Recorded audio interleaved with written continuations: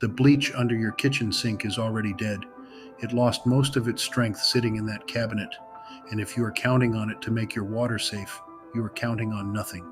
I am a combat medic and a nurse practitioner. My grunts called me Doc. Later in this video, I am going to show you the one item on this list that is not survival gear at all. It is a card game, a board game, and a book, and I think it might be the most important thing on here. Today I am giving you 32 items. Every one of them earns its place. By the end of this, you will know exactly what to buy, what it actually costs, how long it really lasts, and which of the things already sitting in your house are useless. And there is one more thing. One item on this list is probably counterfeit in your home right now, not defective. Counterfeit. I am going to give you the 10-second check that tells you which one you own. Here's why nobody else is telling you this. Most of this list costs less than $20 an item. There is no affiliate money in a bucket of rice and a box of salt.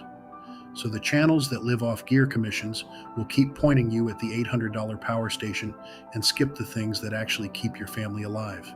I am not covering firearms, ammunition generators, or solar arrays today. Those are their own videos. This is the list that fits in a closet. We start with water because water is the thing that kills you first. Item 1, pre-filled emergency water containers. 1 gallon per person per day is the floor, not the goal. 2 gallons is realistic once you account for cooking and washing. Store 2 weeks worth. For a family of 4, that is 56 gallons minimum and 112 if you do it right. Item 2, granular calcium hypochlorite pool shock.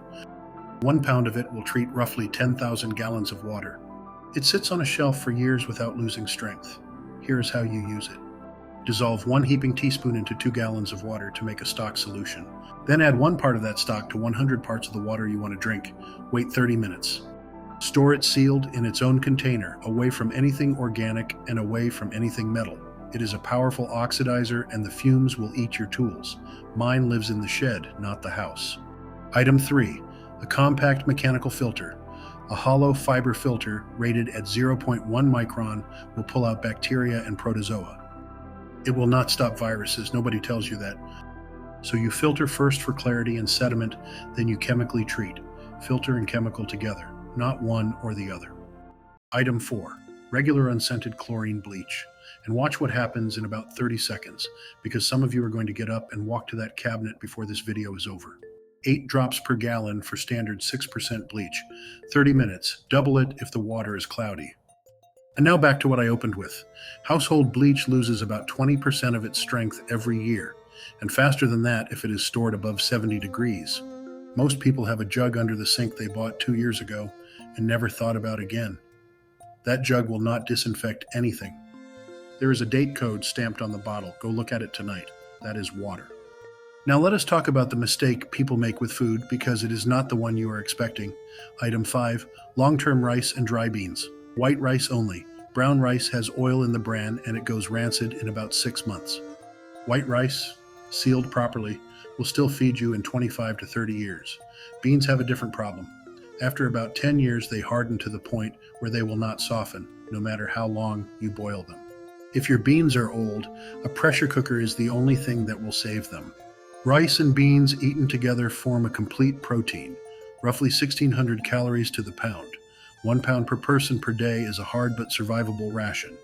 Item 6, food grade 5-gallon buckets with screw-on lids. Food grade means HDPE, recycling number 2, and it needs to have been food safe from the factory. A used pickle bucket from a restaurant is fine. A used drywall compound bucket is not. 1 5-gallon bucket holds about 35 pounds of rice. Get the screw-on gamma-style lids. You will be opening these more than you think, and the standard lids will destroy your hands. Item 26, non-fat powdered milk. Non-fat, and here is why that matters. Fat is what goes rancid. Whole milk powder gives you 3 to 5 years. Non-fat, stored properly, gives you 20. This is calcium and protein for children when there is no refrigeration. Item 27, raw, unfiltered honey. Honey does not spoil ever. It will crystallize and you warm it back. It is calories, it is a wound dressing, and it will soothe a cough when you have nothing else. One medical note, and I want you to hear this one. Never give honey to a child under 12 months old. Infant botulism is real and it is devastating. That rule does not go away in an emergency. It gets more important. Item 28. Distilled white vinegar. 5% acetic acid. It is a cleaner, a descolor, and a preservative for pickling. I want to be straight with you, though. Vinegar is not a disinfectant against serious pathogens. Bleach is. Do not let a natural cleaning blog talk you into wiping down a contaminated surface with vinegar and calling it sanitized. Item 29. Bulk salt. Table, kosher, and rock. Salt lasts forever. You need it for electrolytes. And if you get into a heat casualty situation with no oral rehydration solution on hand, salt and sugar and clean water is the recipe that keeps somebody alive. You need non-iodized for curing meat, rock salt for ice and for hides. Item 25, whole bean coffee and a hand crank grinder. Whole bean because ground coffee goes stale in weeks and whole bean holds for months, and this is not a luxury item. Anybody in your house who drinks coffee every day is physically dependent on caffeine. Cut them off, and within 24 hours, they have a headache, they are irritable, and they cannot concentrate. That is a person you now have to manage during the worst week of your life. $12 of coffee prevents that. You have water and you have calories. Now the lights go out. Item 10. Hands-free LED headlamps, 1 per person. The reason is not brightness, it is your hands. Try changing a tire, splinting an arm, or carrying a child down a dark staircase while holding a flashlight in your teeth. You cannot. Store the batteries outside the headlamp. Alkaline batteries leak, and a leaked battery welds itself into the housing, and the light is garbage. Lithium AA batteries store for around 20 years, and they still work in deep cold. They cost more, and they are worth it. Item 11. Petroleum jelly cotton balls and a lighter. Take a cotton ball, work petroleum jelly all the way through it, store them in a pill bottle. Each one burns 4 to 8 minutes with a real flame that shrugs off wind and damp. That is more than enough to get wet wood going and carry a lighter. I know the ferro rod looks better on camera. When your hands are cold and shaking and you are already scared, you want a lighter. Item 12. Long burning pillar candles. 3-inch pillar candles give you 30 to 50 hours each, light without batteries and a little bit of heat. Never leave one burning while you sleep. In a house with no working fire department, a candle fire is not an inconvenience. It is the end of everything you own. Which brings me to the part of this list that actually kills people every single year.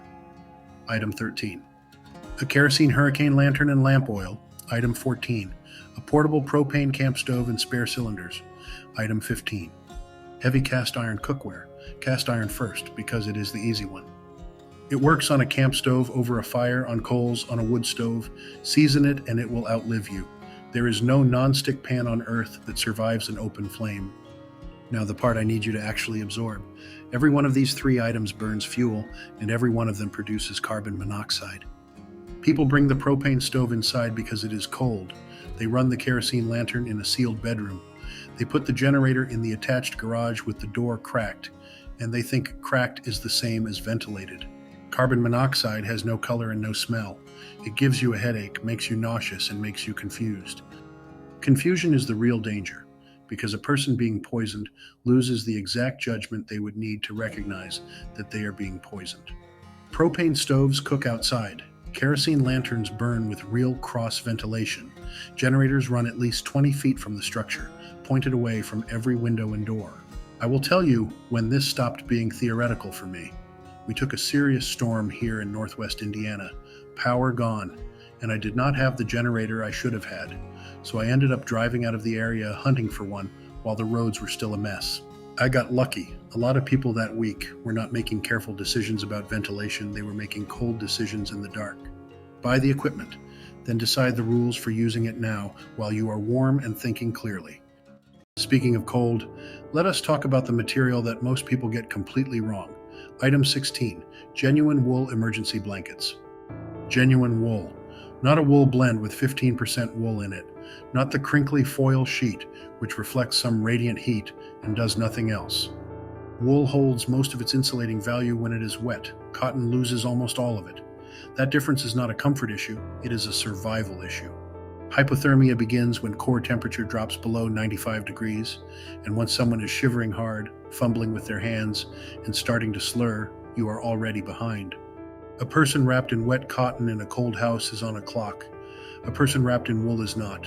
Item 30, sturdy work boots. Item 31, heavy-duty work gloves. Here's the picture nobody puts in a prepper video. After a storm, your yard and your street are covered in broken glass, splintered lumber, torn metal roofing, and boards with nails sticking straight up. And people go walking through it in sneakers. A nail through a soft-soled shoe is a deep puncture wound. It seals over at the surface, it seeds bacteria into tissue with no oxygen, and that is exactly the environment tetanus wants. In a normal week, that is an urgent care visit and an antibiotic. In a week with no urgent care, that is an infection you cannot control with what is in your cabinet. Get boots with a steel or composite shank. Get leather gloves, not knit, and while we are on it, go find out when your last tetanus booster was. It is good for 10 years. If you are past it or you cannot remember, that is a phone call you can make on Monday, and it costs you almost nothing. Now here is the one that everybody skips, and historically it is the one that has killed more people than every other item on this list combined. Item 7. Thick contractor grade trash bags. Item 9. Personal hygiene and sanitation stock. When the water stops running, your toilet stops working within about 2 days. And nobody plans for this. They plan for food, they plan for light, and then they are standing in their own bathroom with a problem they have never once thought about. 3 mil contractor bags. Double bagged inside a 5-gallon bucket. That is your toilet. You seal it, you store it away from where you live and away from any water source, and you deal with it later. Look at what actually flattens people in every disaster aftermath anywhere in the world. It is not violence, it is diarrheal disease. Cholera, dysentery, and plain contaminated hands. Somebody uses an improvised toilet, does not wash properly, handles the family food, and 2 days later half the household is losing fluid faster than they can drink it back. That is a house full of people too sick to work, too sick to stand watch, and too sick to make good decisions at the exact moment you need all three, and it traces back to a box of trash bags and a bottle of hand sanitizer that nobody bought. Your sanitation stock is soap, unscented bleach for surfaces, hand sanitizer at 60% alcohol or higher, toilet paper, feminine hygiene products, and a way to wash. Nothing on that list is expensive. All of it is the difference. That is the ugly one. Now let us get into the things that let you fix what breaks. Item 19, a manual hand crank can opener. You have canned food, I promise you your can opener is electric. Buy 2 of the manual kind, they are $4. Item 20, a full-size multi-tool. Full-size, not keychain. You want real pliers with real jaws because most of what breaks in a house needs to be gripped and turned, not cut. Item 21, industrial strength duct tape. Not the hardware store bargain roll.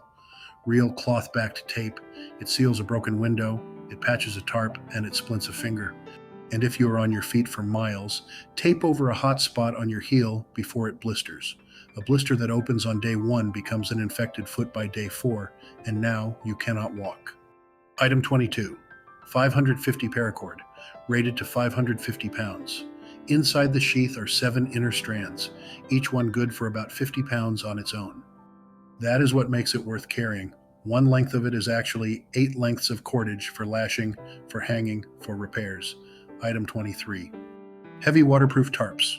After high wind, roof damage is the single most common thing you will be dealing with, and the rain that comes in behind it does far more damage than the wind did. Every hardware store within 50 miles will be out of tarps within hours. Buy them now, get the grommeted heavyweight ones, and store them where you can reach them in the dark. Item 24, a high-capacity power bank with a solar option. A 20,000 milliamp hour bank will refill a phone 4 or 5 times. That is the real number. And I am going to be honest about the little solar panel built into the side of it. It is close to useless. It is not charging that bank in a day. It is not charging it in 2. Treat it as a trickle of last resort, not as your power plan. Now 2 items that most people never think of as survival gear at all. Item 17, a battery-powered no-AA weather radio. 7 dedicated frequencies just above 162 megahertz, broadcast around the clock, completely independent of the internet and the cell network. Get one with same technology so you can program your specific county, and it only wakes up for warnings that actually apply to you. Why this matters? The dangerous storms come at night. Your phone is a single point of failure. Towers get saturated, towers lose power, and your battery is at 9% because the grid went down 4 hours ago. A weather radio sitting on the nightstand with fresh batteries wakes your family up when it counts. Item 18, a cash reserve in small denominations. No power means no card readers, not down, gone, and the ATMs empty out fast. But this is the part people miss. If the store is running on paper and a cash box, nobody is making change for a $100 bill. You want ones, fives, tens, and 20s, enough for a couple weeks of essentials. Which brings me to the one I promised you at the start, the item that is not gear at all. Item 32, the offline entertainment kit, a deck of Uno, the board game operation, and a copy of How to Win Friends and Influence People by Dale Carnegie. I know exactly what that sounds like. Stay with me. Every serious event lasts longer than people expect. The generator story ends, the excitement wears off, and then it is day 6 in a house with no screens, no school, and no way out. And it is the children who break first, not from hunger, from boredom and fear, and having nothing to hold their attention while the adults are grim and quiet. Uno costs $6, works by candlelight, and gives you 3 hours back. Operation is a joke I will happily make at my own expense, but the honest reason it is on this list is that it keeps small hands busy and it makes children laugh, and a child laughing in a dark house changes the temperature of that room for everybody in it. The book is the serious one. Here's what I have learned across 2 wars and a career in medicine. In any hard situation, the thing that determines whether a group holds together is not supplies. It is whether the people in it can deal with each other. Every survival group that fails over personalities. Somebody is not pulling weight. Somebody is scared and taking it out on everyone. Somebody has to be told no. You will end up negotiating with neighbors you have never spoken to.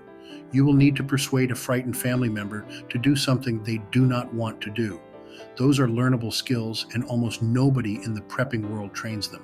That book is $14, and it will do more for you than another case of freeze-dried food. So that is the list, 32 items. That is where most videos would stop. But I have not given you item 8 yet. I saved it for last on purpose, because it is the only thing on this list that is measured in minutes.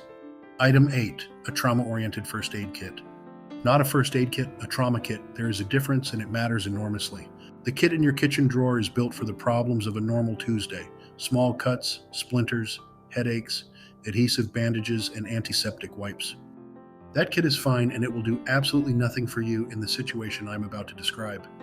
When the power is out, the roads are blocked, and the ambulance is either 40 minutes away or not coming at all, the thing that kills otherwise healthy people is bleeding. A serious wound to the thigh or the upper arm empties a person in 2 to 3 minutes. That is the entire window.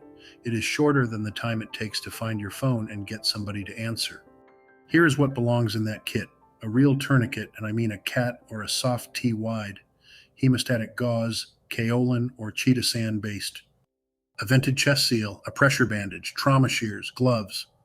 And now the thing I promised you at the top of this video. I will tell you right now what is about to happen. A good number of you are going to hear the next sentence and immediately think about a specific item in a specific bag in your house. The tourniquet you own is probably counterfeit. The market is flooded with them. They come from overseas listings, they look correct in a photograph, and they fail under load. The windlass snaps or the strap tears at the exact moment a life depends on it. Here's your 10-second check. First price. A genuine tourniquet costs around $30. If you paid $9 for a 2-pack, you did not get a discount, you got a prop. Second, look at the strap for the manufacturer name and a lot number printed on it. Real ones are marked. Third, look at the stitching. The genuine article has dense, even industrial stitching. Counterfeits are sloppy, and you can see it immediately once you know to look. Go check yours when this video ends, and somebody is going to tell me in the comments that a tourniquet costs you the limb, that it is a last resort, that they were taught it is dangerous. That was the teaching for a long time. It was wrong. Modern combat data changed it. A properly applied tourniquet can stay on for around 2 hours with no significant risk to that limb, and long past that in a real emergency. The limb is a problem you solve later at a hospital. Bleeding is a problem you solve in the next 2 minutes or not at all. I want to be plain with you about why this one is last on the list. I have spent a long time around people who were bleeding, in Desert Storm, in Afghanistan, and in a career in medicine after that. And what I carry out of all of it is not the dramatic saves. It is knowing how many of those deaths were preventable with a piece of nylon and a windlass and somebody nearby who knew what to do with them. You are going to be that somebody, not a paramedic. You, standing in your own driveway or your neighbor's kitchen with whatever you happened to buy before it happened. So buy the kit, and then go get the training, because the kit without the training is just a bag you own. Let me close both loops I opened. I told you one item on this list was not survival gear at all. It is a card game, a board game, and a book about dealing with people. And I meant it. You can have every other item on this list and still watch your household come apart over fear and boredom and personalities. Buy the book. And I told you one item in your home is probably counterfeit. It is your tourniquet. Price, printed lot number, stitching. 10 seconds. One thing to do before you close this video. Go look at the date code on your bleach and tell me in the comments what it says. It takes 30 seconds, and I already know what a lot of you are going to find. None of this is about fear. It is about being the person your family does not have to worry about. When the lights go out and everybody in that house turns and looks at you, the only question that matters is whether you did the boring work ahead of time. This is survival. This is resilience. This is preparedness. If you want to go deeper, we have over 400 modules inside the Total Preparedness program. And if there is one thing from today I want you to take further, it is the last one. The trauma training is what turns that kit from a bag you own into something you can actually use on the worst day of your life. That is grid down medicine, and it is waiting for you inside. Join us at tpp.suburbanprepper.com. Subscribe, leave me a comment with what you found, and share this with somebody who needs it.